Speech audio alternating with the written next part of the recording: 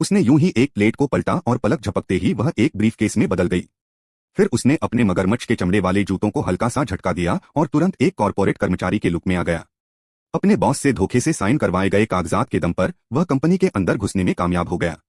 जब वह सफाई कर्मचारी की ट्रॉली के पास से गुजरा तो उसने एक बार फिर से अपना भेष बदल लिया।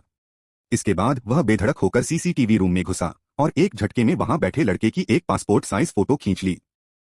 जब फोटो धीरे धीरे प्रिंट होकर बाहर आ रही थी तो हैरान परेशान लड़का कुछ पूछने के लिए आगे बढ़ा, लेकिन उस आदमी ने उसे बोलने का मौका ही नहीं दिया और बड़ी चालाकी से उसका आईडी कार्ड निकालकर चलता बना।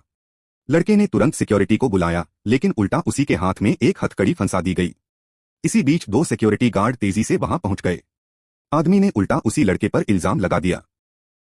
हथकड़ी पर मानसिक रोगी का बड़ा सा टैग लगा देखकर गार्ड्स को कुछ और समझने की जरूरत नहीं पड़ी और वो बिना कुछ बोले उस लड़के को पकड़कर बाहर ले गए। इस मौके का फायदा उठाकर आदमी ने डेटा सिस्टम हैक कर लिया और अपने साथियों की सारी जानकारी बदलकर उन्हें विशेषज्ञ बना दिया। अब उन्हें आसानी से कंपनी के मेन एरिया में जाने की परमिशन मिल गई। वहां उनमें से एक ने अचानक बीमार होने का नाटक किया।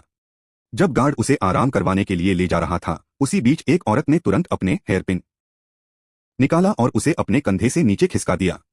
उसके पीछे खड़े साथी ने वह पिन पकड़ा और तुरंत नीचे झुककर मशीन के नीचे घुस गया।